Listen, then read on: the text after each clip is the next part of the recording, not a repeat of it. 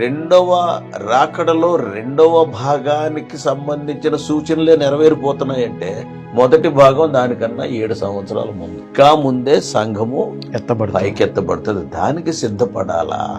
ఈ రెండు భాగాల మధ్యలో ఉండేటువంటి 7 సంవత్సరాల కాలం అది శ్రమ కాలం అంట. ట్రిబులేషన్. శ్రమ అనేది ఎవరికి? సంఘం లేదు, సంఘం ఎత్తబడింది. సో ఉన్నవారికి, ఉన్నవాళ్ళు ఎవరున్నారు? నమ్మని వాళ్ళు ఎవరు? మనం బైబిల్ ప్రకారం అన్యులు అంటారు. సరే, యేసుప్రభువుని అంగీకరించిన వారు వీరంతా భూమి మీద ఉంటారు. శ్రమకాలం అనేటువంటిది మెయిన్లీ ఫర్ ఇజ్రాయలైట్స్. విశ్వాసులు ఎవరు లేరు, అందరూ పైకి వెళ్ళిపోయారు. సో మెయిన్లీ ఇజ్రాయలైట్ శ్రమకాలం. శ్రమకాలం వల్ల మహాశ్రమకాలం అవుతుంది. 3.5 years. ఆ 7 years divided into 2 equal parts. 3.5. మొదటి 42 వారాలు, తర్వాత 42 వారాలు. చక్కగా స్పష్టంగా బైబిల్లో క్లియర్ గా ఉంది. మత్తయి సువార్తలో ఉంటది, నీకు దానియేలు గ్రంథంలో ఉంటది. 42 వారాలు అంటే 3.5 years. సో సెకండ్ 3.5 years ని మహాశ్రమ కాలం అంట. మరి ఎత్తబడిన విశ్వాసులు ఏమవుతారు? వాళ్ళ మధ్య ఆకాశంలో ఉంటారు యేసుక్రీస్తు వారితో. 3 ఈవెంట్స్ అక్కడ.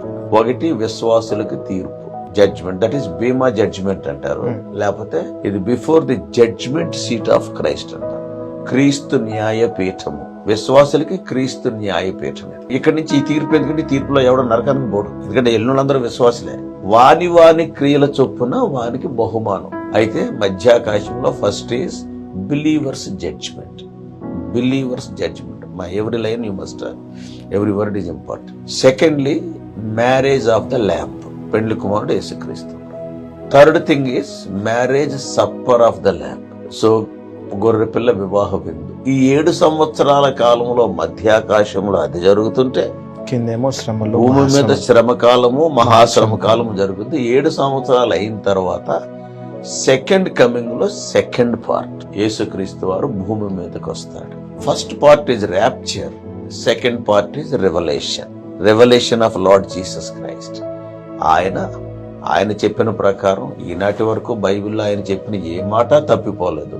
ఒలీవల కొండ మీదకైనా తాను అడిగెడతాడు. తర్వాత చూసుకున్నాం 6 మందితో యుద్ధం, ఇవన్నీ వేరు ఉన్నాయి. సో ఈ రెండు రాకడ steps, different salient features. Uncle